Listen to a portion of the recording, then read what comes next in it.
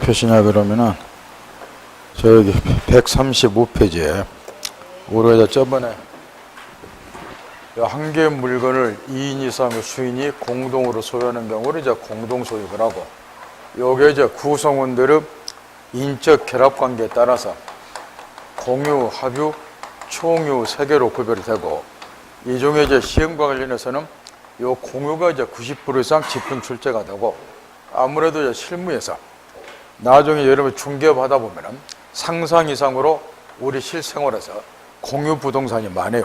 그래서 이거는 실무에서도 아주 중요하고, 그래서 민법에서 90% 이상 출제가 되고, 합유 총유는 어쩌다 한 번씩 출제가 되는데, 작년에는 여기에서 두 문제가 출제가 됐고, 공유가 이제 집중 출제가 되죠.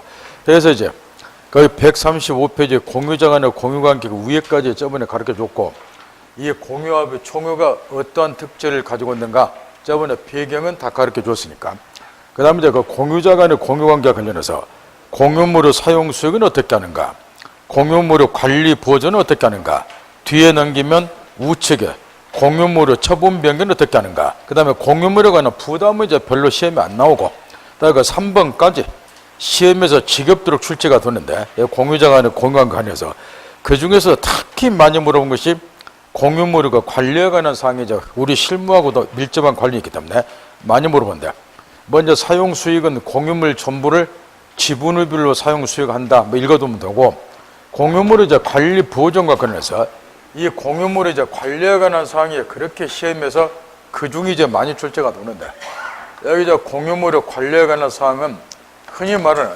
공유물에 대한 이용 개량 행위를 싸잡아서 이제 관리에 관한 사항 1위 하겠는데, 그 중에서도 이용행위가 이제 우리 실무하고 밀접한 관련이 있어요. 여기 이제 이용행위는 공유물을 사용 수익하는 행위가 여기 이용행위에 해당이 되다 보니까, 예를 들어서 공유부동산을 제3자에게 임대한다든가, 여기에 대표적으로 공유물에 관한 이용행위로서 관리에 관한 사항에 해당이 되고, 우리가 이제 임대차 계약 처리하는 거를 알선을 많이 하기 때문에 중개 실무하고 요게 이제 밀접한 관련이 있다는 거 해서, 먼저 임대차 관련해서 이게 대표적으로 공유물을 사용 수익하는 행위니까 이용행위다. 따라서 관리에 관한 사항이다. 그럼 이제 관리에 관한 사항은 지분 후 과반수로 결정하도록 되어 있어요. 지분 후 과반수로. 그러면 이제 임대차 계약 체결하는 것 관리에 관한 사항이다. 이어서 이제 하나를 더 뭘 생각을 해야 되냐 그러면, 이 임대차를 그러면 해지하는 거는 뭐인가? 요거는 이제 이거하고 좀 구별을 좀 해봐야 되는데, 매매 계약을, 매매는 일시적 계약이니까 해체를 할 건데, 해체를, 그럼 매매의 경우는 이 건물에 대해서 두 사람이 매매 계약 체결했다. 그럼 등기 전하면 소유권이 매수로 넘어가다가, 그 다음에 이제 매도인이 계약을 해지하면 넘어갔던 소유권이 매도인에게 다시 돌아오는 거예요. 따라서 매매 계약을 해체하는 것은 소유권의 귀속을 달리하니까 넘어갔다가 다시 돌아온다는 거. 소유권의 귀속을 달리하니까 이거는 일종의 뭐에 해당이 되냐 그러면 처분행위에 해당이 돼요. 처분행위야. 그런데 임대차는 이제 계속적 계약이니까 해제란 말을 안 쓰고 해지를 할 건데, 임대차를 생각을 해보는 거예요. 예를 들어서 이 건물에 대해서 임대차 계약 체결했다. 그러면 건물에 대한 소유권은 계약 체결하기 전이나 후나 임대인이 그대로 소유권을 보유를 해요. 다만 이 사람이 이제 건물을 사용 수익할 수 있는 권리만 갖지 소유권을 취득을 못하죠. 따라서 임대차 계약을 해지를 하는 것은 소유권이 넘어갔다가 요 매매처럼 다시 복귀하는 것이 아니라는 거예요. 소유권의 귀속을 달리하는 것이 아니니까 임대차를 해지하는 것도 뭐에 해당이 되느냐? 이것도 관리에 관한 사항에 해당이 돼요. 이걸 구별을 좀 해야 되고, 그러다 보니까 이제 요즘 시험에 자주 언급이 되는 판례로 돌아가서 여기 책에 보면, 먼저 이제 밑에 언더라인 지분의 감소 결정한다고, 그 다음에 공유자가 공유물을 타인에게 임대한 행위 및 그 다음 줄 임대차 계약을 뭐하는 것도 해지하는 것도 공유물의 관리에 해당한다. 이거 매매계약 해지하는 거하고 구별 잘하고요.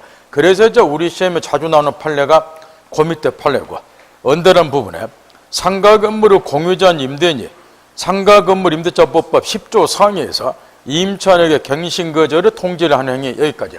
상가 건물 임대차 법법에 가면은 임대차 존속기한 만료 전 6개월부터 1개월 전까지 임대인 쪽에서 갱신거절을 통지 등을 하도록 됐고, 안 하면 이제 갱신이 돼버리니까, 그러면 임대인 쪽에서 이제 1개월 전까지 갱신거절을 통지를 했다는 거예요. 그러면 임대차 계약을 해지한다는 말은 쓴 적이 없죠. 근데 갱신거절을 통지를 했다, 그 말은 더 이상 임대주지 아니하겠다는 거니까, 이게 뭐하고 똑같냐?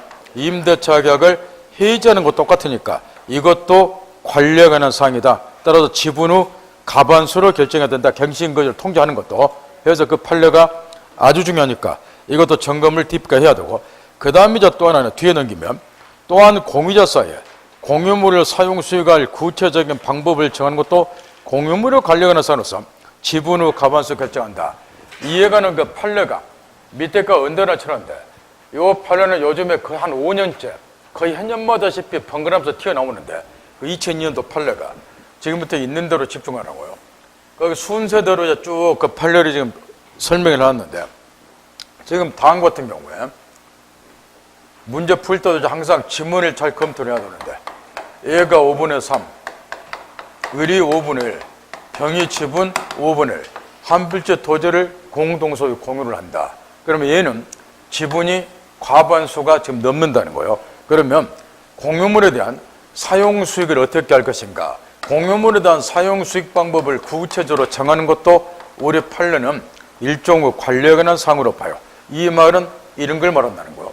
이 가변한 사람이 다른 공유자하고 협의하지 않고, 예를 들어서 이 공유 토지의 지금 색칠한 부분, 이 특정 부분을 배타적으로 독점해서 사용하겠다고 결정을 했다는 거.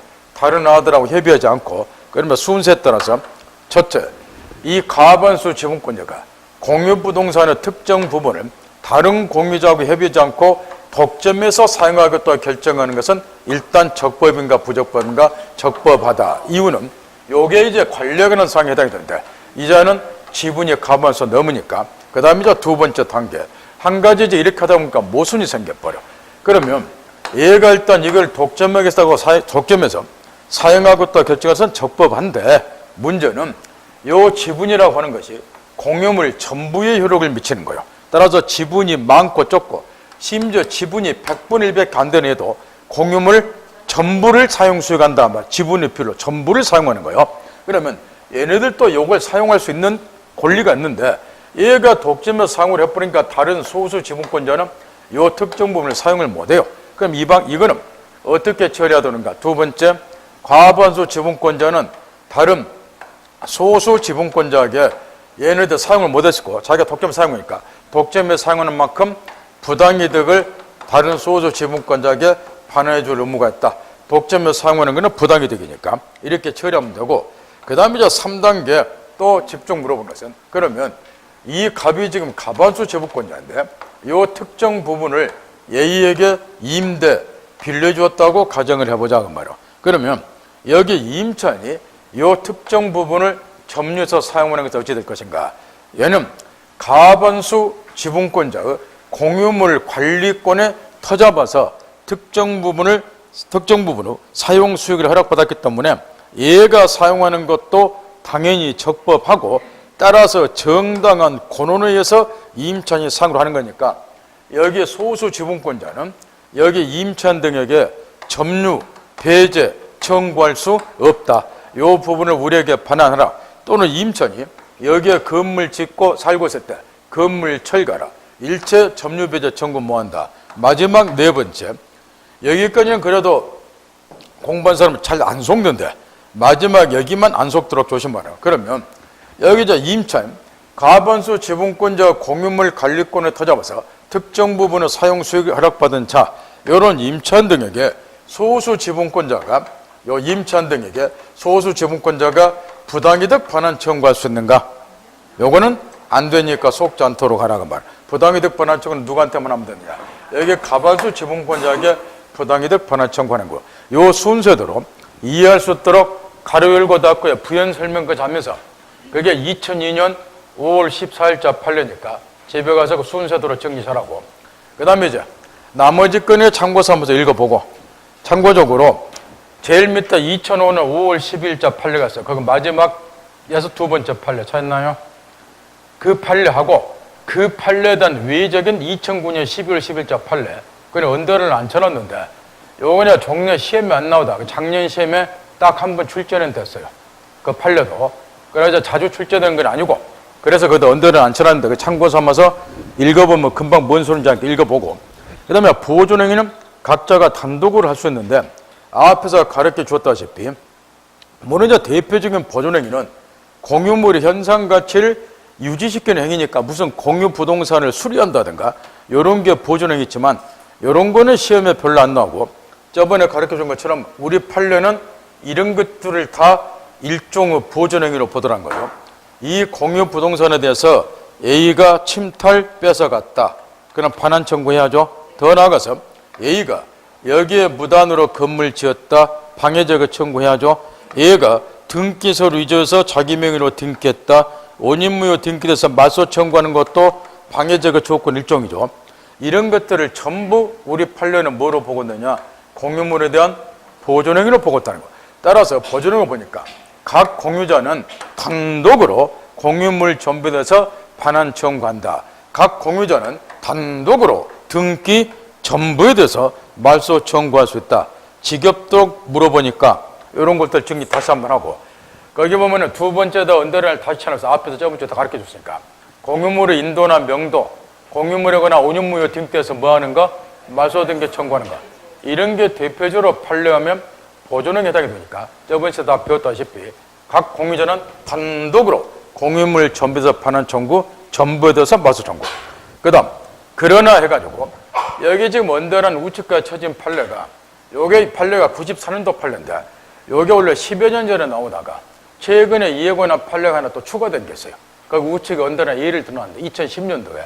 그래서 이 판례가 다시 또 최근에 튀어나오고 있으니까 이 판례도 정리를 해야 되는데, 보존행위는 이제 이런 것들을 말하는데 문제는 그러나 해가지고 이런 경우에 지금 공유자 중 1인이 다른 공유자 지분을 대외적으로 주장하는 것도 공유물의 보존행위에 해당이 되는가? 이걸 묻는 판례인데 그거는 보존행위에 해당이 안 된다는 거. 예를 들어서 가부 지분 5분의 3에 대해서, 가부 지분 5분의 3에 대해서만 지금 제3자 A가 이 공유부동산 전부에 대해서 서류 위조해서 원인무효 등기를 했다. 이렇게. 그러면 갑이든 을이든 병이든 이게 말소시키는 것이 보존행위니까 각 공유자는 단독으로 등기 전부에 대해서 말소 청구가 가능해요. 이렇게. 지문 잘 받았느라 문제 풀 때.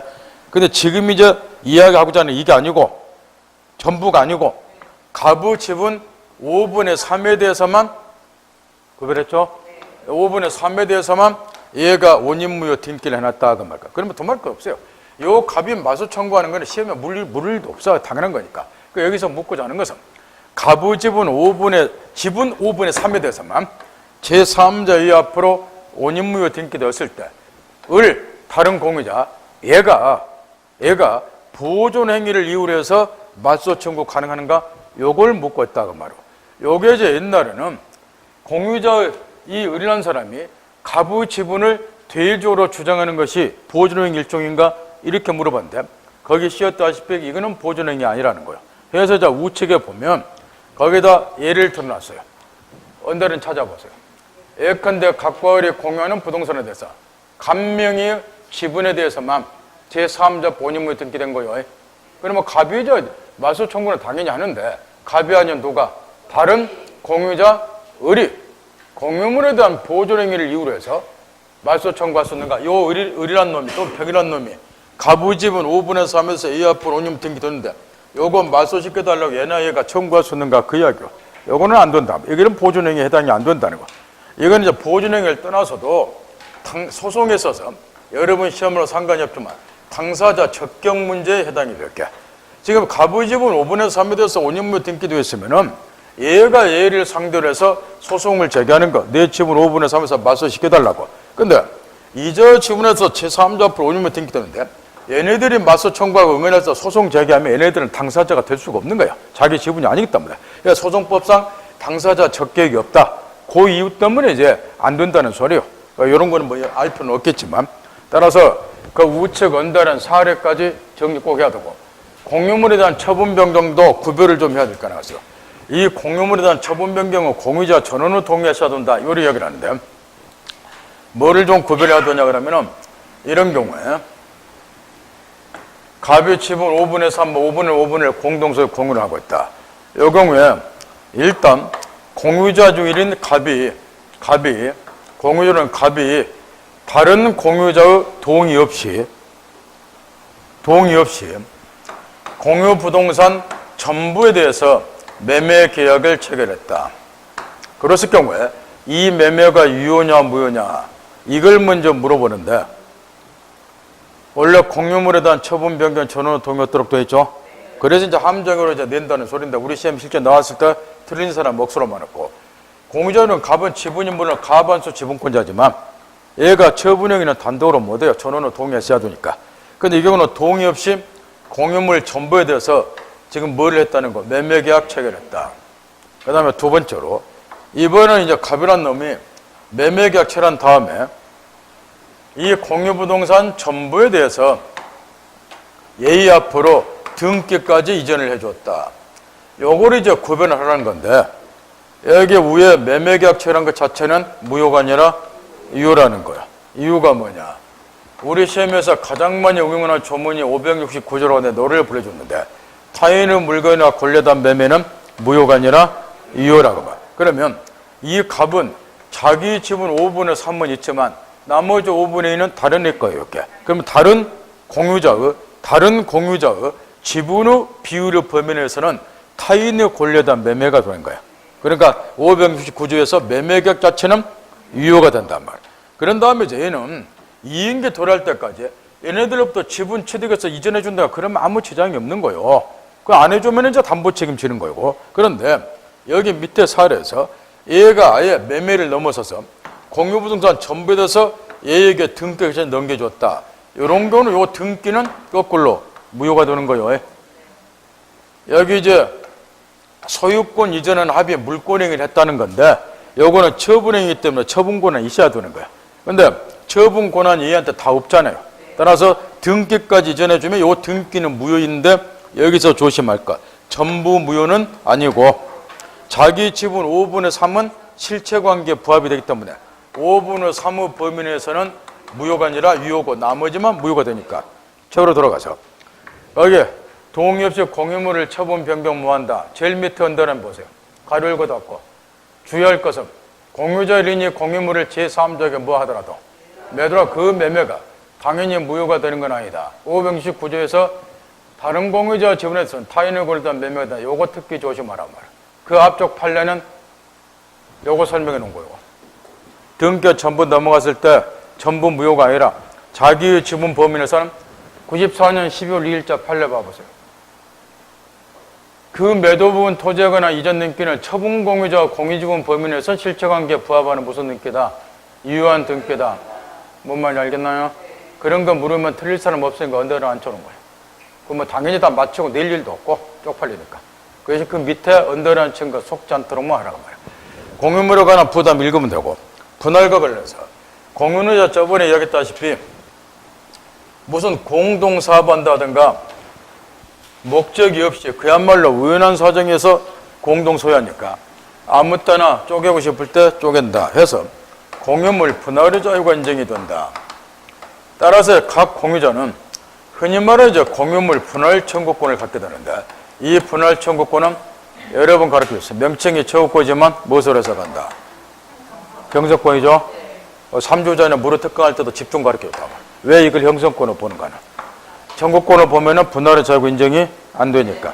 따라서 상대방이 거절 모아들어가 해서 뭐로 본다? 형성권.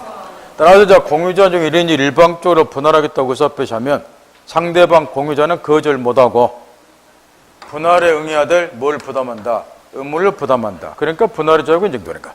동일한 이유에서 공유물 분할 청구권은 아무리 오랫동안 행사하지 않더라도 시효로 소멸이 안 된다. 이런 것도 소멸시효할 때 다 가르쳐줬고, 다시 정리 따박따박하고, 원칙 언제 분할 청구다. 분할 청구권은 형성권이다. 뒤에 시효로 소멸하지 않는다. 정리 딱 하고, 그럼에도 불구하고 분할이 금지되는 경우가 몇 가지 있는데, 법률에서 금지되는 경우는 앞에 다 나온 거니까 다시 한번 점검 딱 하고, 거꾸로 법률 말고 언더를 지금 꼭 읽어야 돼. 하도 물어보니까 그건 여러분 몫이 꼭 읽으라고 말이야. 그 다음 법률 말고 당사자 특약에서 기간 반드시 외워야 되고, 5년을 넘지 않는 범위에서 분할금지 특약 맺어줬다. 그 기간 여러분 몫이 잘 외우고, 그 다음 이제 분할의 방법과 관련해서 이게 이제 현물 분할도 있고, 현물 분할은 글자 그대로 이제 요걸 현물 그대로 이렇게 쪼개주는 것이 이제 현물 분할일 것이고, 그 다음에 이제 가격 배상이라고 하는 것도 있는데, 요거는 글자 그대로 이제 공유자는 갑이 다른 공유자 지분 2분의 1을 뭐 한다? 글자 그대로 가격 배상, 돈으로 배상해 준다. 그 말은 공유분수나 전부에 대해서 얘가 소유권 취득하고 얘 지분 2분의 1은 뭐 한다? 돈으로 물어준다. 그 이야기. 그게 가격 배상이에요. 세 번째로 뭣도 있고, 대금 분할도 있고, 제3자에게 팔아서 돈으로 나눠 갖는 방법이고, 이 방법 중에 아무거나 선택하면 되고, 그 다음 공유물 분할은 모든 공유자 이해관계에 달려있기 때문에 한 놈이라도 누락이 되면 분할 절차는 무효가 된다. 언더는 딱 점검하고, 방법은 원칙은 협의해서 분할을 원칙으로 한다. 이게 원칙이에요. 협의가 성립이 안 됐을 때 비로소 재판상 분할한다. 따라서 이미 협의가 성립이 되면 재판상 분할을 뭐한다? 쭉쭉 읽으세요. 납은 분할 판결은 187조 형성 판결이다. 등기 필요 없다. 쭉쭉 읽어요. 그 밑에 납은 현물 분할을 원칙으로 한다. 이게 불가능하면 경매 처분에서 대금 분할한다. 우측 언더가 쭉쭉 읽고, 나머지가 팔려도 언더를 안 쳐놨지만 한 번 나온 적은 있어요. 그러나 한 번 나온 것까지 뭐 굳이 막 읽을 필요 없나 해서 언더를 안 쳐놨지만, 그러나 집에 가서 여러분 몫이 있고, 그 다음 분할의 효과. 다 칠판 보세요. 여기 지금 현물 분할은 원래 저 공유물을 분할하는 것은 지분 후 교환이나 매매를 말한다. 이 말을 물론 다 알고 있으란 내가 보지만, 여기 지금 현물 분할은 지분 후 교환을 말하겠죠. 지금 원래 이제 이 한 필지 토지에 대해서 갑이 지분 2분을 의리 지분 1을 공동서 공유를 한다. 근데 현물 분할을 했다. 요거 얘가, 요거 얘가. 그러면 현물 분할은 지분 후 교환을 말할 거라고 말아. 왜 그러겠냐 말아. 원래 지분은 공유물 전부에 효력을 미치는 거야. 근데 요거를 얘가 가졌다. 요거는 얘가 가졌다. 그 말은 여기에 갑이 취득한 부분에 의리 지분 2분의 1이 효력을 미치고 있었을 것이고, 의리 취득한 부분에도 갑의 지분 2분의 1이 효력을 미치고 있었을 건데, 요거를 각각 뭐 한 거예요? 막 바꾼 거예요. 지분을 뭐 했다? 교환. 그런 다음에 요거는 통째로 얘 것, 요거는 얘 것. 이게 현물 분할이에요. 그 다음 가격 배상은 두 마리값이 지분 후 매매를 말하겠죠. 갑이 의류 지분 2분을 돈 주고 샀다고 말이야. 그러니까 공유물 전부 다 통째로 단독 소유하고 물어준다. 그 이야기니까. 지분 후 매매. 요것도 대금 분할도 매매. 따라서 이제 공유물을 분할하는 것은 이렇게 지분 후 교환이나 매매를 말한다. 그러니까 줄줄이 사탕으로, 첫째, 매매나 교환처럼 내가 취득한 부분에 하자가 있으면 다른 공유자에게 담보 책임을 묻게 되고, 매매나 교환은 소급여가 인정이 안 되기 때문에 공유물 분할 효과도 매매나 교환처럼 원칙 소급여가 인정이 안 된다. 자동으로 이제 이런 문제가 생긴다 말이야. 내가 취득한 부분 요거, 얘가 요거. 내가 취득한 부분에 하자가 있다. 그러면 갑은 너희한테 뭐 한다는 거예요? 매매처럼 하자 있으면 담보 책임 묻잖아요. 분할 해제하고 무효로 돌리고 재분할하자 이렇게. 또는 손해배상 청구도 가능하고. 그 다음에 소급여가 원칙적으로 인정이 안 된다. 매매나 교환은 상식이잖아요. 건물에 대해서 4월 10일 날 매매했다. 소유권 이전 5월 10일 날 등기 이전했다. 그럼 등기과 동시에 소유권 취득하지. 등기 이전을 했다 그래서 소유권 취득 시점이 계약 성립 시 4월 10일자로 소급하는 거 아니죠? 따라서 분할의 효과도 당연히 소급효가 인정이 안 되는데, 요거는 예외가 하나가 있어요. 그게 상속재산을 분할한 거야. 이럴 때 애우지 마라 말이야. 상식적인 이야기니까. 상속재산을 분할한 거야. 앞에 187조 저번에 공부할 때 왜 상속의 경우는 등기 없이 물권 배분하는가 이유를 내가 가르쳐 줬어요. 이유가 뭐예요? 법률관계 공백 상태를 방지하기 위해서. 그 원리가 이 경우도 그대로 적용돼요. 한 개 가르쳐주면 두 개를 알고 두 개 가르쳐주면 네 개를 스스로 해보라고 말이에요. 그 원리가 이 경우도 적용되는 거게. 따라서 지금 이렇게 돈다는 소리인데, 갑이 부로서 한 필지 토지에 대해서 한 필지 토지를 가지고 있다가 사망을 했다. 그러면 이 토지가 이제 상속인들에게 상속이 될 건데, 상속인 자식놈이 둘이다. 그럼 일단은 상속인이 수인인 경우는 뭐가 성립한다? 공유가. 해서 이제 상속분에 따라서 지분이 정해질 건데, 아버지 돌아가신 날 1월 10일 날 초상 다 치르고, 자식, 요게 형제니까 협의해서 분할을 했어요. 협의해서. 해서 이제 협의가 성립된 시점은 6월 20일. 요거 형님 갖고, 요거 나 갖고. 명확하겠나요? 언제부터 요거는 얘한테, 요거는 얘한테 소유권이 넘어가나 그거 묻는 거예요. 원래대로라면 소급요가 인정이 안 되니까.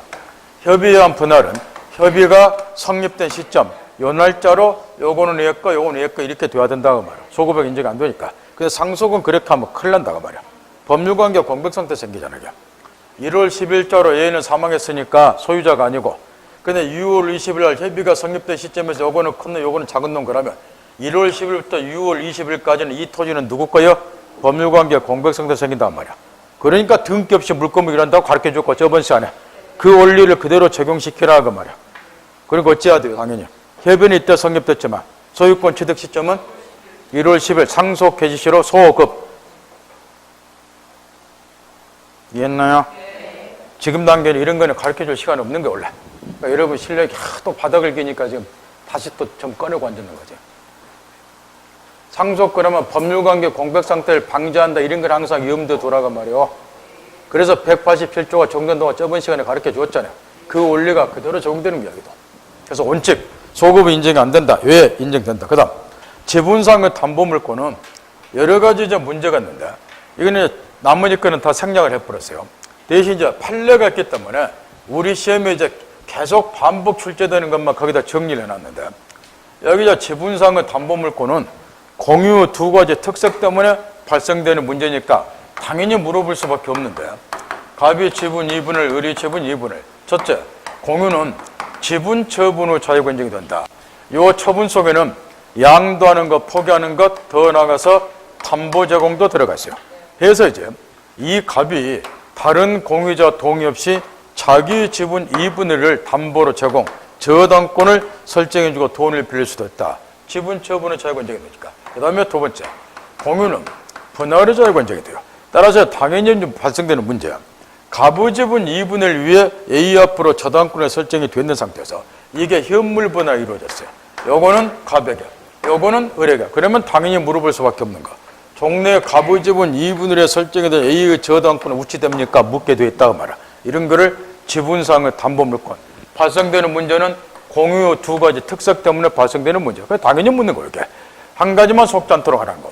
지금 지분 2분의 1 위에 갑의 지분 2분의 1 저당권이 설정이 됐고 현물 분할이 이루어져서 요거를 얘가 취득했다 그래서 저당권은 갑이 취득한 부분에만 효력을 미친다. 이것만 속지 않도록 하는 거. 또 똑같은 이야기고. 지분은 공유물 전부에 효력을 미치는 이렇게. 전부에. 그 상태에서 저당권이 설정이 된 거야. 다 분할이 되면 갑이 취득한 부분에 대해서도 지분 2분의 1만큼 저당권이 효력을 미치고 을이 취득한 부분에도 2분의 1만큼 저당권 효력을 미치고 자주 물어보니까 이제 이런 거 틀리면은 가랑면하기 힘들어요. 이게 처음 10년 전에 처음 출제됐을 때야 처음 나오는 문제니까 뭐 판례 공부도 안 했을 것이고 그래 틀렸겠지만 그 다음에도 서너 번 계속 나왔기 때문에 지금 틀려버리면은 전형적인 문제 틀린 거니까 점수 딸 수가 없다고 말이야. 그래서 밑에다가 정리 다 해놨으니까 얘도 드러났으니까 참 책은 내가 써놨어도 읽을 때마다 보면 참 정리 잘 해놨어. 이건 대한민국의 압권이야, 책이. 읽으세요. 계속 반복해서 물어본단 말이야. 그 다음 법률에 의한 공유 특사 구분소적 공유. 저번 시간에도 이야기했다시피 요즘에 우리 중개사 민법 시험에서 가장 하다게 여기저기서 관련 문제로 출제를 많이 하는 게 두 가지가 있다고 내가 나올 때만 노래를 불러줬어요. 하나는 저번에 가르쳐준 마소등기 청구 대신에 뭐 하는가? 진정명의 합의론이 이등기 청구. 요게 총칙부터 민사특별법 끝날 때까지 곳곳에 튀어나와. 곳곳에서 관련 문제로. 그러니까 이게 정리 안 하면 5점 날라가고. 그 다음 또 하나는 요즘에 좀 환하게 논의되는 문제가 구분소조 공유. 여기에 물권법, 계약법, 민사특별법까지 곳곳에 또 관련이 돼요. 그래서 이 두 가지는 반드시 올리 터득하고 시험장 가시라고 내가 신신당부를 했는데, 여기 이제 구분소조 공유는 옛날에 이제 개념 수준에서 머물렀지만, 요거는 이제 계약법에서 또는 특히 요즘에는 법정지상권 관련해서 요 문제가 집중 출제가 되니까 원리를 잘 깨우쳐서 예운다게 될 문제 아닙니까? 시험장 가야 되고. 먼저 이제 이런 경우에 이제 구분소조 공유가 성립한다. 개념은 다른 이야기니까 간단히. 토지가 한 필지 한 개다.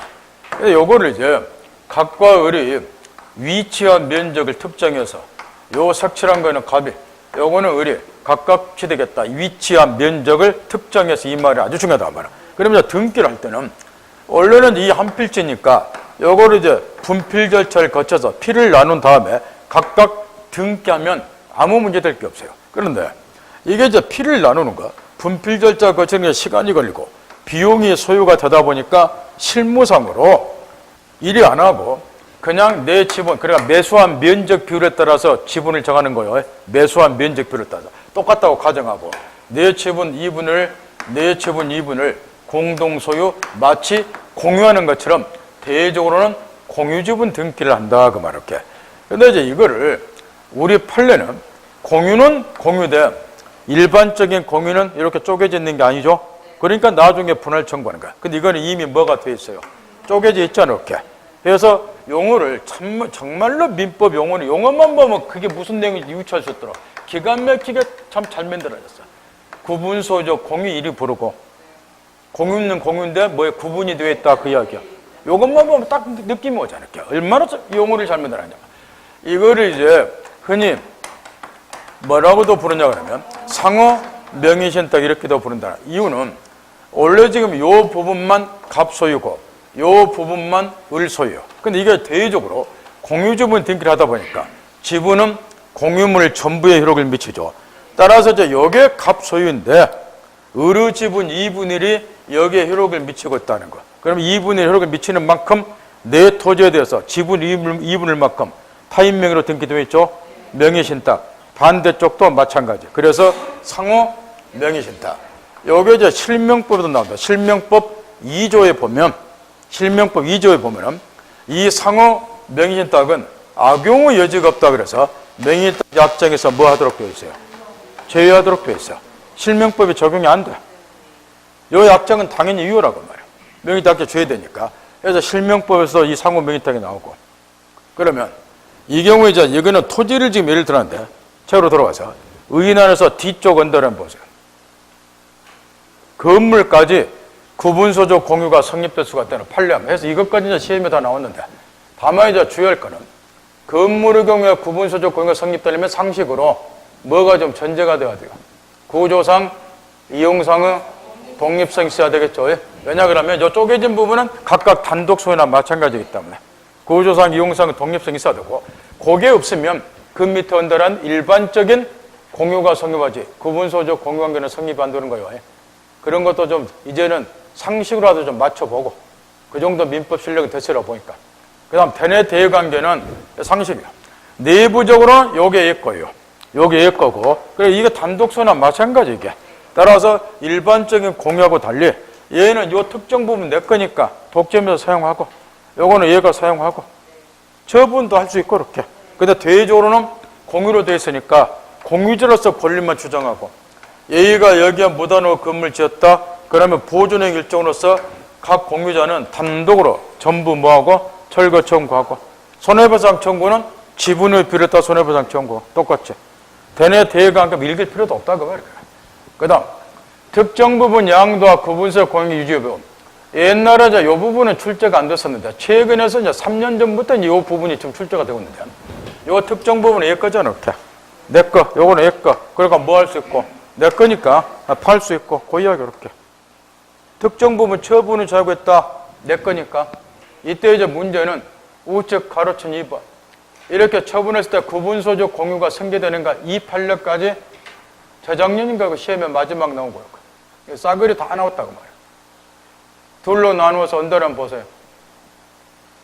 특정 부분을 처분하면서 머릿속에 그림 그리면서 등기부상 공유 지분을 그 특정 부분에 대한 요걸 말하는 거예요. 요 2분의 1, 요 특정 부분을 표상하는 지분이다 그 이야기야. 그 앞구절이야. 특정 부분을 표상으로서 처분을 했다. 그러면 구분소득 공유한 게 그대로 생겨도는 거예요. 그 말 알아듣겠나요? 외우지 말고. 객관식은 뭐예요? 이해만 하면 지문 다 나오잖아. 쓰는 거 아니니까. 그 다음 줄. 등기부 기재대로 한 필지 전부에 대한 진정한 공유 지분으로서 처분 양도를 했다. 그러면 구분소득 공유관계가 생겨된다, 소멸한다. 소멸. 전체로서 지분 2분을 처분했다. 그러면 구분소득 공유관계는 소멸한다. 그 이야기야. 그 읽기만 하고 문제 풀면 되면 뭘 헤매요. 이해했나요? 그 다음 간섭법상을 법정 않고 이게 문제인데 이것도 나올 때마다 가르쳐줘. 다시 칠판 보세요. 요즘에 제일 많이 지금 물어보는 것이 법정기상권의 성립 여부인데 지금 법정기상권은 오늘 이제 집중적으로 배울 건데 일단 스토리는 이렇게 돼야 된다는 거. 토지 건물이 동일인 소유야 돼요.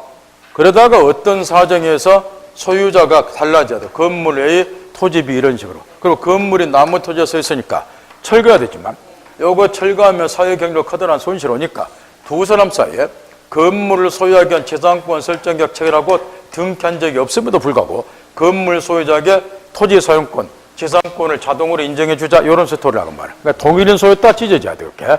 그걸 확인하라고. 그러면 여기 지금 구분소득 공유에서도 그 원리만 깨우치면 이런 건 무조건 공짜라고 말이에요. 여기 보세요. 지금 이런 경우에 요 색칠한 부분이 내부적으로 갑소유고 물론 대외적으로 이제 공유지분 등기가 됐다 하더라도 요거는 이제 을소유라고 이렇게. 그러면 내부적으로 요게 갑소유죠. 그러면 이것만 확인하라고 말이에요. 이 갑이란 놈이 자기가 소유하고 있는 특정 부분 여기에다가 갑이 건물 지었다고 말할게. 이거 보이나요? 그러면 토지하고 건물이 동일인 소유죠. 그러다가 어떤 사정에서 예를 들면 가부지분 2분의 1이 경매에 들어가서 다른 놈한테 넘어갔다. 대지가.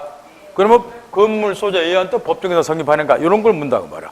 동일인 소유였다가 찢어졌죠? 법정에서 인정되죠. 그것만 확인하라고 말이야. 거꾸로 지금 이 갑이 배타적으로 사용하고 있는 부분 이 토지 이 갑소유 특정 부분 이 갑소유 토지 여기다가 다른 공유자 을이 건물 지었다면 이렇게 명파했나요? 토지 건물이 동일인 소유 아니죠? 이런 경우는 나중에 소유자가 달라져도 건물 소유자가 법정에서 성립이 안 되는 거야. 그것만 확인하라고 말. 그래서 그 원리를 가로 1, 가로 2 얘도 드러나고 써놨으니까 뭐 읽어볼 필요도 없고 이거 이해하신 분은. 그 다음 구분소득 공유관계 해소와 관련해서는 옛날에 가로치 1번 판례만 드립다 출제를 했는데 물론 이것도 틀린 사람이 많이 있었지만 요거는 대외적으로 공유로 됐다에 따라서 분할 청구하는 거 아니에요? 공유관계를 해소하는 방법이 일반적인 공유하고 다르잖아요. 일반적인 공유는 자기의 지분을 주장하는 거잖아. 그래 지분을 비롯다 쪼개지만 분할 청구하지만 요건 이미 쪼개져 있잖아. 쪼개져 있잖아. 그러니까 분할 청구하면 또라이라고 말이야. 따라서 뭐 해야 된다는 거예요. 아까 다 가르쳐줬잖아. 여기 주어졌지만 요게 상호 명의인 딱이니까 명의인 딱 약정을 지금 요거는 이미 내 거 쪼개져 있잖아. 이렇게. 그러니까 여기에 지금 의료지분 2분의 효력을 미치고 있으니까 그 지분 2분을 넘겨달라고 청구해야 될 거 아니야. 얘는 요게 내 건데 여기에 가부지분 2분의 효력을 미치니까 을은 갑한테 지분 2분을 넘겨달라고 청구해야 되고. 그러니까 명의인 딱 약정을 뭐 하고 요거는 왜 해지가 가능해요? 명의적 약정이 유효니까. 실명법상 명의적 약정이 죄되잖아. 악용해지없어. 약정이 유효니까 해지가 되는 거야. 이렇게. 명의적 약정이 무효면 해지 뭐 한다고 그랬죠. 그래서 약정을 해지하고 그 다음에 지분권 이전 등기 청구한다. 분할 청구하는 것이 아니고 이런 거 좀 틀리지 말고 그 다음에 이제 계약법으로 넘어가서 요즘에 또 계속 묻고 있는 것이 가로천 2번 판례. 제일 밑에 가로천 2번. 그 뻔한 거잖아.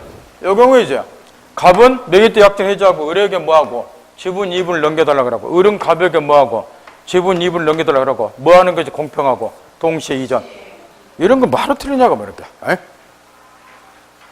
할 수 있겠나요? 정리 딱 하고. 합의 다 가르쳐 줬으니까 이런 거 다시 한번 읽고. 조합체가 재산을 소유하는 경우는 합의 그러는데 주의할 것 가로친 2번. 합의 성립해서. 저번 시간에 집중 가르쳐 주면 돼. 신탁법상의 신탁하고 명의신탁 구별해야 돼요. 신탁법상의 신탁은 신탁 목적이 있어요. 신탁 목적이. 따라서 가로 2번. 법률을 규정한 게 없어. 신탁법 45조는 신탁법상의 신탁으로 되어 있죠. 수탁자가 수인 때는 신탁재산 그 합의로 한다.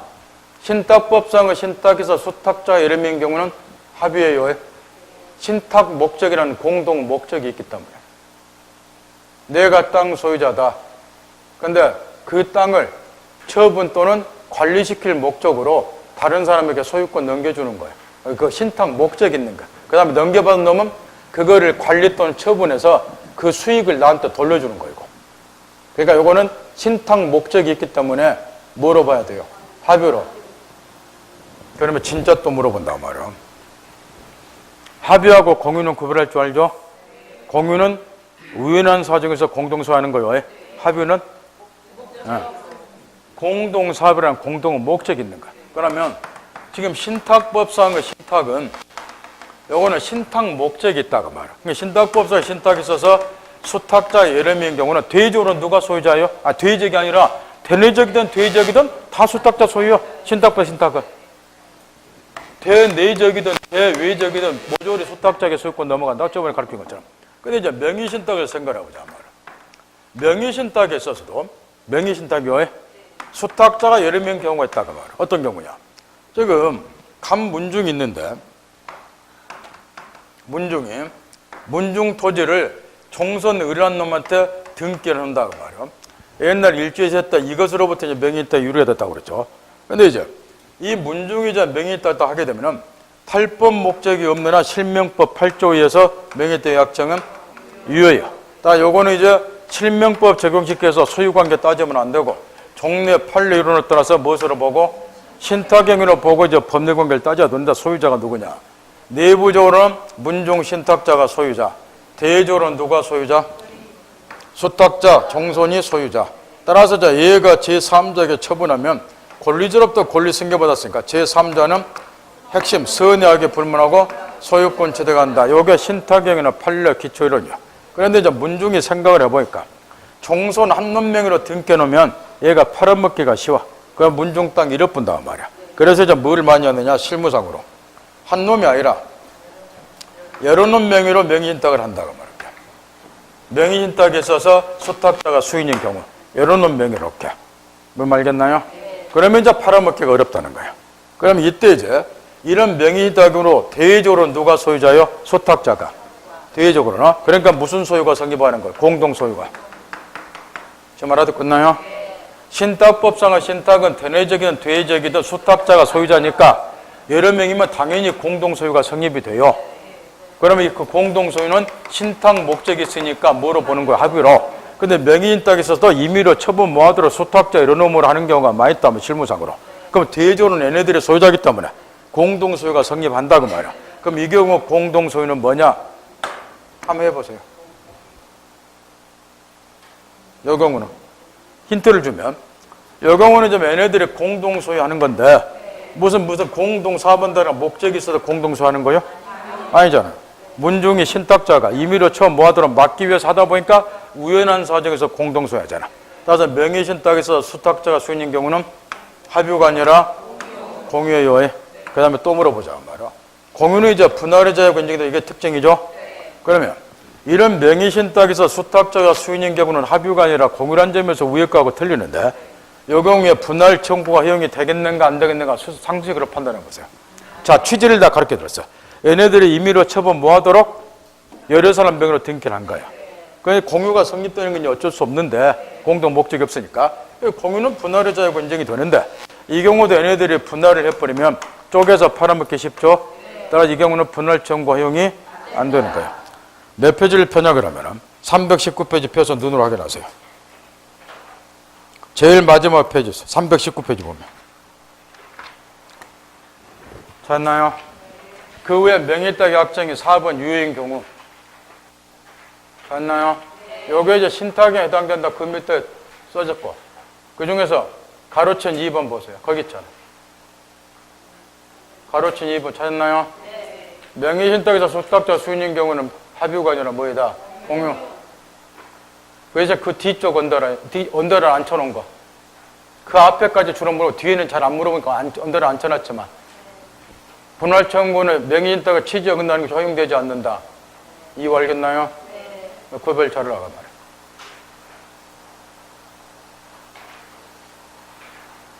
신탁법상 신탁, 명의탁 구별해야 돼요. 이번 시간에 이 책자에 보면은 신탁법상 신탁이 있고 명의신탁에 신탁이 설명돼 다시 공부 다시 하라고 말이야. 진짜 제 하자는 대로 하세요. 이제 마지막 기회니까. 고집 부리지 말고. 나중에 문제 풀 때 문제 안 풀리면 사람 날도 더운데 머리 돌아보고 싶단 말이야. 그때 가서 다 포기를 하게 돼. 프로야구 선수들이 겨울에 그 찬바람 맞고 동계훈련 한 이유를 생각을 해보란 말이야. 동계훈련 안 한 놈들은 요즘에 헛바다 치고 타율도 일할 때 하고 야구 못해요. 똑같아.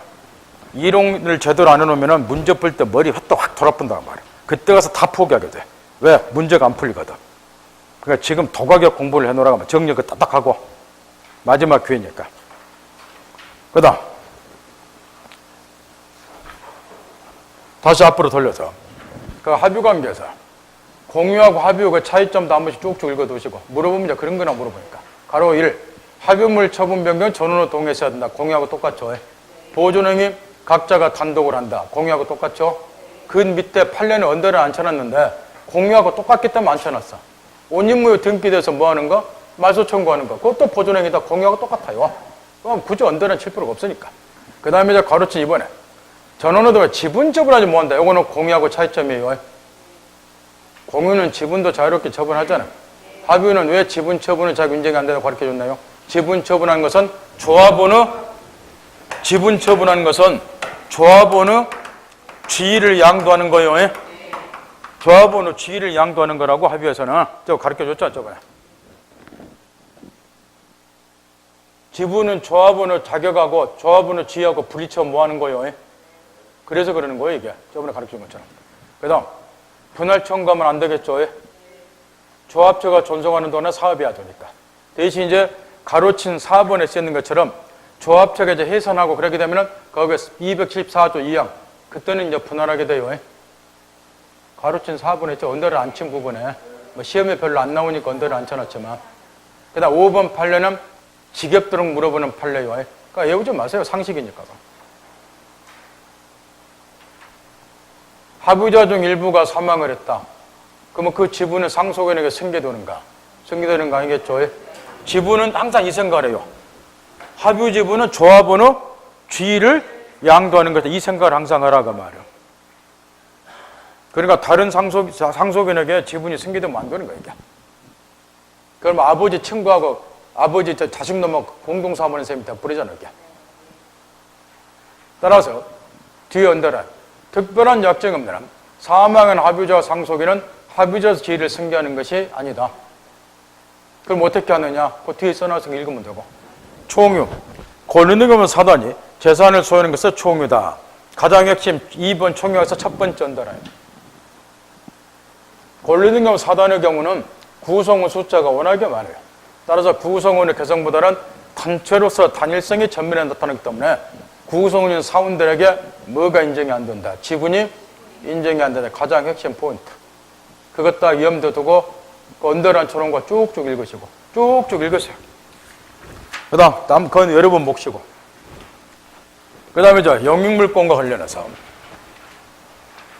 여기 본권 중에 소유권하고 그 다음에 소유권 행사를 일시로 전환되어 제한물권 이 제한물권에 대응해서 소유권을 완전물권 이렇게도 이야기하더라 다 가르쳐 줬고 그 다음에 이 제한물권의 첫 번째로 용육물권 이 용육물권은 타인의 부동산을 사용 수익한다 빌려 쓰는 물건이니까 항상 나올 때마다 노래를 불러준 것이에요.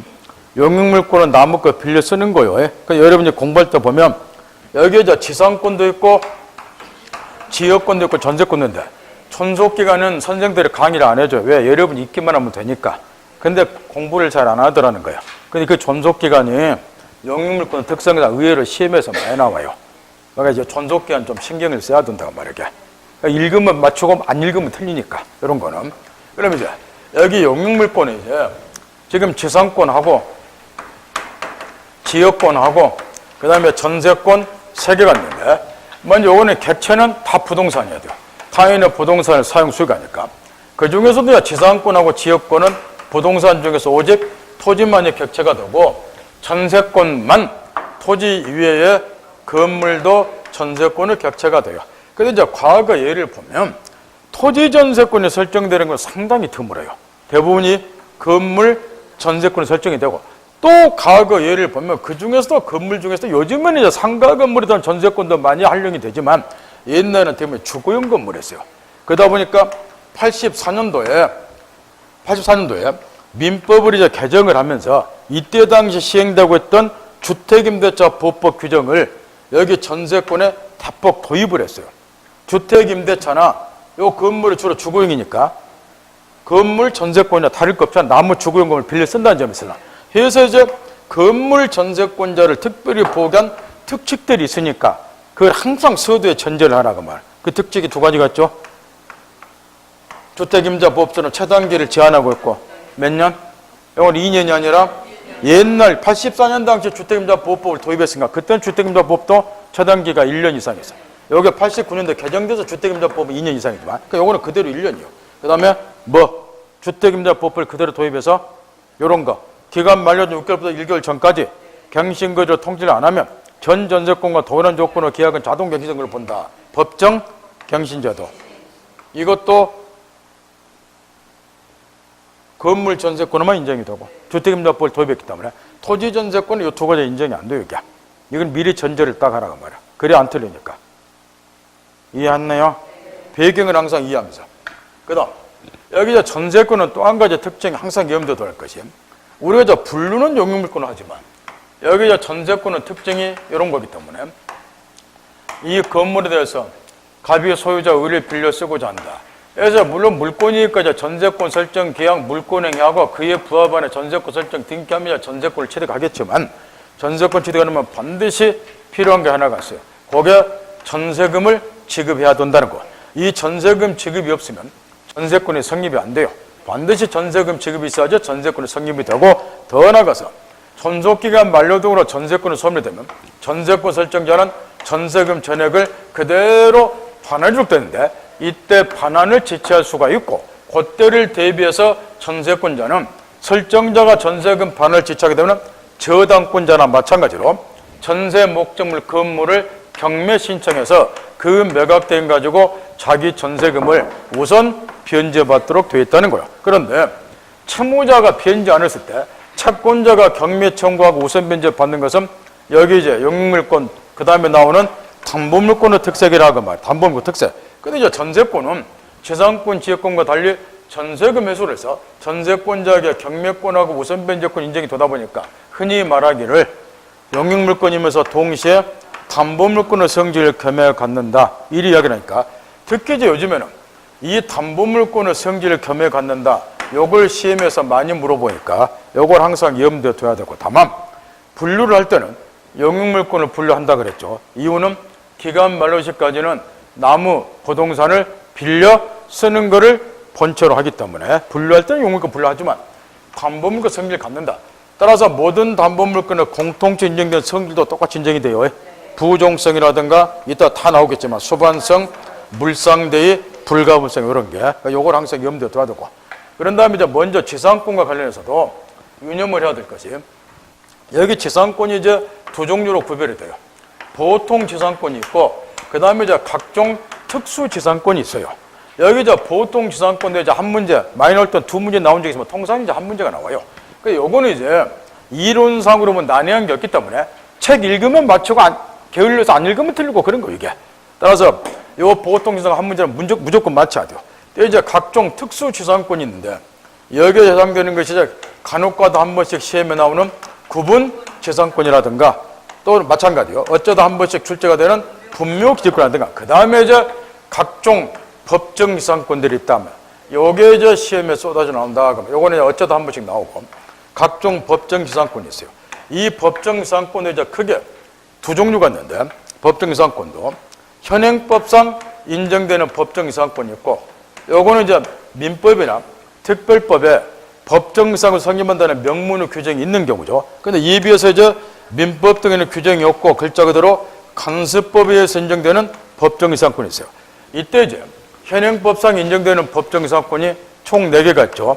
4개가 그 중에서 이제 압도적으로 시험에 출제되는 것 99% 이상. 거기에 300좀 내고 다녀 그랬죠. 366조 저당권의 경우 성립되는 법정이상권. 여기에 압도적으로 99% 시험에 나오고, 따라서 이제 법정이상권도 실무에서, 경매에서, 중개할 때 우리가 알아야 될 것이 현행법상 법정이상권 중에서는 366조 하고, 그 다음에 간섭법상과 법정이상권 요 두 개요. 따라 우리 시험도 법정이상권 중에서는 요 두 개가 집중 나오니까 여기에다가 초점 맞춰. 결론은 다른 거 없어요. 여기까지 낸 거는 합격권은 들어가면서 다 맞춰요. 보통 이상도 맞추고 구분이상권 분명히권 다 맞춰요.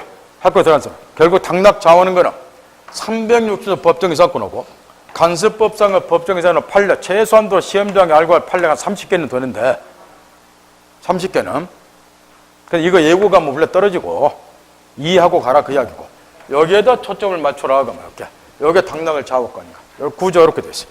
먼저 보통 지상권은 지금 이런 문제점이 좀 있다는 거예요. 보통 지상권은 이제 개념상으로 이제 수목이나 건물 있다 공작물을 소유하기 위해서 타인의 토지를 사용하는 권리가 지상권이니까 갑이 토지 소유자다.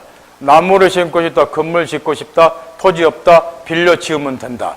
해서 빌려 쓰기 위해서 지상권 설정 계약처라고 지상권 설정 등기해서 얘가 이제 토지 사용권, 지상권을 취득한다. 토지 사용권이 있으니까 건물 짓고 나무 심으면 된다. 지금 이게 지상권인데, 원래 이제 우리 실무상으로는 이렇게 건물 등을 짓기 위해서 또는 나무 심기 위해서 땅 빌려달라 그러면 토지 소유자는 지상권 설정을 일단 경력 기피를 해요. 경력 기피를 한단 말이야. 그 기피하는 이유를 계속 시험에서 묻고 있는데, 그게 뭐 있겠나요? 시험에서 계속 나오는 거. 그 지문에 보면 맨날 나와. 지상권에서 경력 기피를 빌려달라면 얘가 지상권은 또 존속견이 뒤지게 또 장기야. 뭐 30년 이상 막 그러고. 지상권은 물권이니까 맨날 물어본 게 이거잖아. 우리 시험 지문에 나오는 게. 빌려준 상태에서 얘가 토지를 평에게 매각했다. 소유권 취득하죠? 반환 청구했다. 얘 반환해요? 안 하잖아. 이건 물권이고 절대권, 지상권 중에서 반환 거절해 보잖아. 이 관계가 맨날 우리 시험 지문에 나오잖아. 얘는 소유권을 취득하지만 지상권을 제한을 받는 소유권 취득하고 지상권 존속権엄청나게 잠기고, 그러면 지금 당장 토지를 사용할 필요가 있다든가 조만간 몇 년에 사용할 필요가 있기 때문에 미리 매수한다든가, 이런 사람들은 지상권에 설정한 토지에 매수 안 한다고 말이야. 역으로 말하면 얘는 땅 팔아먹기 어렵다고 말이야. 따라서 지상권 대신에 지상권의 유사한 실무에서 임차권이 대신 주로 활용이 될 거라고 말이야. 이거 채권이기 때문에. 그 대신 이제 최근에 들어와서는 이제 최근에는 또 이런 걸 또 많이 물어봤다. 계속해서 지금 몇 년 동안 이 보통 지상권이 편법으로 활용되는 경우가 있다고 말이야. 그러니까 종래 시험에서 지문에 맨날 나온 게 있어. 얘가 이렇게 반환 청구할 때 얘는 반환해야 되는 이 관계가 지문에 맨날 나왔는데 물권이니까 반환 거절하잖아. 그러니까 활용이 안 돼, 지상권은. 따라서 최근에는 이제 실무에서 편법으로 사용하는 거를 좀 따라서 출제를 많이 하고 있는데, 이런 게 뭐라고 그렇게 줬나 이게. 지금 이 을이 갑으로부터 1억 원 빌리고 자기 토지 위에다가 채권자에게 저당권을 설정해 줬을게. 그러면 저당 목적물 점유는 설정자가 한다는 거야. 그래서 얘가 직접 사용 안 하고 요거를 제3자에게 빌려줄 수도 있고, 그런 다음에 자기가 여기다 건물 내 거니까 지어도 되고, 빌려주면 얘 제3자, 용익권자가 건물 지어도 되고, 그럼 나중에 이제 변제 안 했다. 그럼 얘는 토지를 경매 청구해요. 자, 낙찰이 됐어요. 그럼 낙찰자 매수인은 여기 지상물을 다 철거는 할 수 있는데 철거하는 게 쉬운 일이 아니다 보니까 토지 낙찰 대금이 다운이 돼버려요. 뭔 말겠나요? 그럼 이 매각대금 가지고 얘는 채권에서 얻어내야 돼. 그것도 채권에서 뭐 할 수도 있단 말이야. 그래서 무슨 지상권을 요즘에 많이 활용을 해. 요 저당권자가. 이 토지를 얘가 사용 못하도록 만들어버리면 되죠? 그잖아요. 근데 저당권 설정하면 얘가 사용할 수밖에 없고, 그러니까 등기부를 보면 뭐가 있다고 가르쳐 줬어. 그죠? 요 채권자가 저당권 취득하면 동시에 이 토지의 지상권도 같이 취득해 버리잖아. 등기부 보면 이런 게 나와 있잖아. 이렇게. 그러니까 토지 사용권 얘한테 없잖아. 건물 못 짓잖아. 이런 지상권을 뭐라고 불러요? 저당 목적물의 담보가치를 확보하기 위해서 지상권이 설정되라고 해서 흔히 말하는 담보지상권. 요게 지금 계속 나오고 있고. 이때 이제 묻는 거 절반 보세요. 이런 거 묻는다는 말이에요. 지상권은 존속권이 엄청 장기에 항상 전제하고. 첫째, 얘가 1억 원을 변제를 했어요. 피담보채권 소멸했죠? 돈 말할 거 없어. 부종성 때문에 저당권은 소멸하는 거야. 문제는 지상권이야. 이게. 전속권에 남아있기 때문에.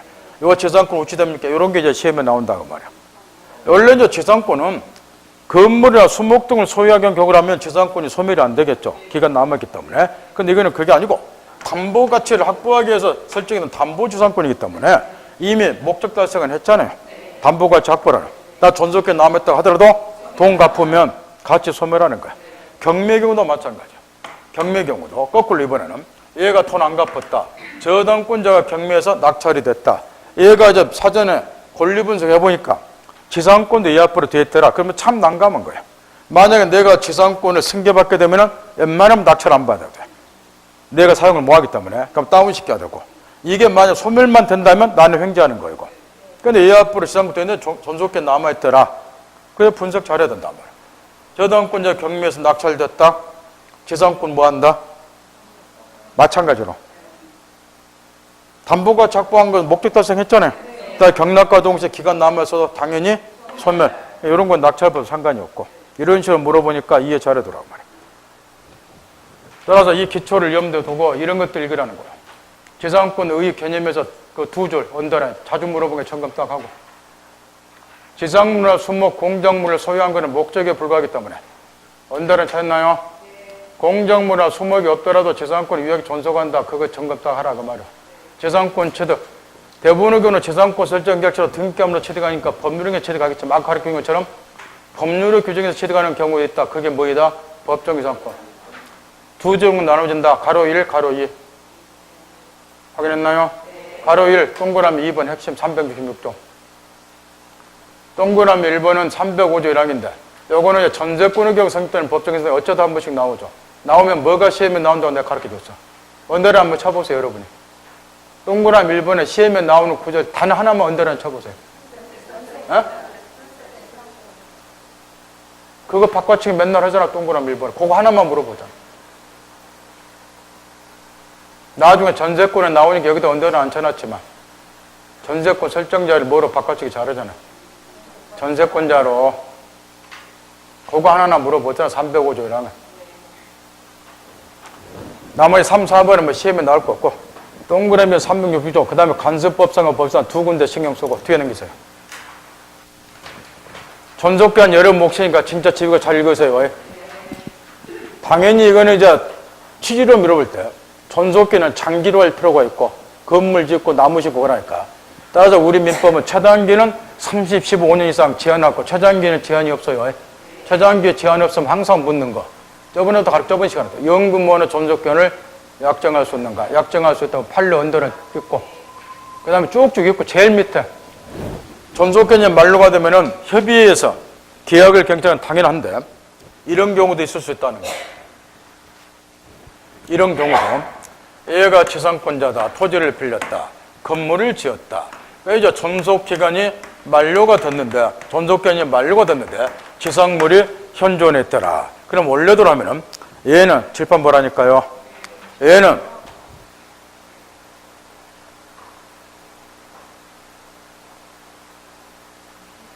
보고 있죠? 얘는 토지를 이제 맨땅으로 빌렸기 때문에 기간 끝나고 반할 때는 원상 복구시켜서 나대지로 반환을 해야 돼. 원래대로 하면은. 근데 그렇게 하면은 성성이 있는 건물 철거가 되니까 사회 경제로 커다란 손실이 온다는 거예요. 따라서 건물을 철거하지 않도록 하기 위해서 철거하지 않는 가장 간단한 방법은 계약을 갱신하면 되기 때문에 이런 경우는 지상권적 1차적으로 얘한테 계약 갱신 청구할 수 있는 갱신 청구권을 인정을 하고 있는데 요거는 글자가 들어 청구권이에요. 저번에 가르친 것처럼. 따라서 지상권 설정자 쪽에서 갱신 못하겠다고 거절이 가능하고 거절하게 되면 2차적으로 그러면 당신이 이 건물 직접 매수하라. 지상물 매수 청구권을 행사하는데 이때도 같은 청구권으로 되어 있지만 청구권은 글자 그대로 청구만 하니까 상대방이 또 거절해버려. 매수 못하겠다고 거절해버리면 이런 제도가 아무 의미가 없잖아요. 따라서 매수 거절은 뭐하도록 만들어두니까 명칭은 청구권이지만 무료 특허할 때 이걸 나 집중 가르쳐줬어. 요거는 청구권이 아니라 형성권을 해석하는 거라고. 우리 민법상 명칭은 청구권으로 되어 있지만 형성권을 해석하는 게 만약 이런 게 시험에 쏟아나온단 말이야. 그중 하나가 이거야. 따라서 얘가 이제 일방적으로 매수에 의사표시를 하기만 하면 지상물에 대한 매매가 성립. 따라서 얘는 매수 거절을 못하기 때문에 결론. 존속기간 만료시에 지상물이 현존했으면 얘는 양자택일을 해야 돼요. 지상물을 매수하든가 매수하기 싫으면 계약을 갱신해 주든가. 따라서 이제 이런 경우는 계약 갱신이 간접적으로 강제가 돼요. 그래서 이제 지상권자에게 갱신 청구권 및 매수 조건 인정이 된다. 이런 거는 간혹 물어보니까 점검을 하되 이 이야기 딱 들으면 머릿속에 떠오르는 게 있어야죠. 떠오르는 게. 이와 똑같은 토시 하나 안 틀리고 똑같은 갱신 조건, 매수 조건이 우리 민법 어디에도 나와. 임대차 나오죠. 토지, 임차인도 이와 똑같은 권리를 가져요. 시험은 실무상으로 지상권보다 임차권이 주로 하려고 되니까 시험은 토지, 임차인이 갖는 갱신 조건, 매수 조건이 해년마다 출제가 되고 판례도 똑같고 토시전 안 틀리고 따라서 이 부분은 이런 제도다. 우측에 언더라인 두 개도 써놨지만 읽어볼 필요도 없고 토지 임차인이 갖는 매수 조건 읽어보면 되니까 판례도 거기 쓰여있는 거 똑같아요. 그 다음 지상권 효력. 지상권 설정자는 보수 의무를 부담하지 않는다.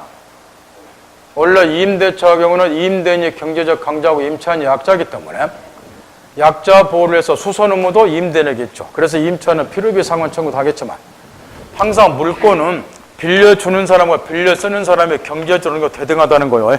지상권, 전세권 이런 거야. 빌려 쓰는 사람과 빌려주는 사람이랑. 따라서 전부 목적물에 대한 수선 의무는 누구에게 있어요? 빌려 쓰는 사람 자신한테. 그 이야기야. 따라서 필요비 상환 청구는 뭐 한다. 그 다음 상린관계 규정 똑같이 준용이 된 앞에서 다 가르쳐줬고 지상권자도 토지 점유하니까 점유권과 물권 동시에 갖게 되고 침해당한 물권 두 개, 물권적 조건 두 개 동시에 발생이 될 것이고 지상권의 기인한 물권 조건, 점유권의 기인한 물권 조건 처분의 자유가 인정이 되고 가로 1번 언더라인 집에 가서 읽고 그 다음 뒤에 넘기세요. 거기 최근에 들어와서 뒤쪽에 보면은 가로 2번에 언더라인 쳐진 부분이 있어요. 최근에 이제 요 판례는 한 번씩 간혹 물어보니까 그것만 딱 점검하시고 단어 두 개 보고 넘어가세요 그냥. 지상물하고 지상권은 대부분의 경우는 일체로 처분이 되겠지만 양자 분리 처분도 가능하다는 거예요. 그 판례잖아 그거. 그 점검 딱 하고 지로 청구권도 집에 가서 다시 한번 언더라인 쳐진 거 점검 잘 하시고 지상권은 존속권이 잠김에도 불구하고 무상으로도 설정이 가능해요. 따라서 지로지급 약정이 있어야지 유상, 지로지급 의무가 생기고 거기 판례, 지로에 관한 약정이 없으면 무상의 지상을 설정한 거 본다. 있고 지로증감 조건도 읽어보시고 그 차임증감 조건은 똑같은 이야기예요. 지로증감 조건. 그 다음 지상권의 소멸사유에서는 아까 가르쳐준 담보지상권에 관한 판례가 그 언더라인 담보지상권 해놓고 밑에 언더라인 이쪽 우측까지 그게 요즘에 자주 물어본다. 그 이야기 아까 가르쳐준 거. 그 담보지상 2011년 4월 14일자 판례. 그 점검 다시 한번 하고. 그 다음 설정자 소멸 청구는 꼭 머릿속에 담으시고. 임대차는 차임물 2번 이상 연차하면 임대인이 계약을 해지하지만 지상권은 존속권이 워낙에 잠기니까 2인 연으로 되어 있어요. 그러면 이제 지상권 설정자가 소멸 청구하고 이때 그 밑에 판례 자주 물어본 게 점검 딱 하시고. 판례 내용은 이런 거고 얘가 얘한테 1년간 지로지급 체납했다. 이 상태에서 얘가 토지를 병에게 양도했다. 소유권 얘한테 넘어갔다. 새로운 소재 양순한테 또 1년간 체납했다. 그러면 통산 2년이죠. 그때 양순이 얘한테 소멸 청구하는가? 안 된다. 그 판례. 양순에 대해서만 2년간 체납해야 된다. 그 판례고. 이런 것도 틀리면은 과량 면하기 힘들고. 그 다음 지상권 소멸 효과에서 주의할 것. 2번의 지상매초권 보세요.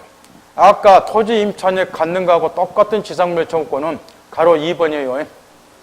설정자가 계약갱신을 원하지 않을 때. 그런데 특징이 하나가 있어요. 가로 1번이에요. 지상권 설정자 쪽에서도 역으로 매수초권을 가져요. 설정자도 요 지상물이 얘한테 필요한 경우도 있어요. 근데 원래는 요거는 얘 거니까 얘가 이제 수거를 하려고 한다. 그 나한테 필요할 때는 역으로 매수 청구할 수 있다고 말이야. 근데 하나만 물어봅시다. 아까 토지 임차인도 갱신 청구 거절한 매수 청구 한다고 그랬죠? 그러면 토지 임대인도 지상배 조건 같나요? 역으로. 그 차이예요. 예? 그래서 그 구별 잘하라고 말이요. 모르면은 그 무료 특강할 때 그 책자 있죠? 거기 보면 자세히 비교가 돼 있어. 그 책자 좀 읽어봐요. 중요 비교사항 뭐 책자 하나 있잖아. 그거 좀 읽어보시냐고. 집어 던지지만 말고 좀 읽어봐요, 그것도. 그런데 보면 자세히 비교돼 있잖아, 이런 게. 그 다음에 유익비 상환 청구권. 필요비 상환 청구는 못하겠죠? 예? 보수목이 있으니까 읽어보면 되고. 그 다음에 지금부터 이제 정신을 바짝 차려. 각종 특수지상권.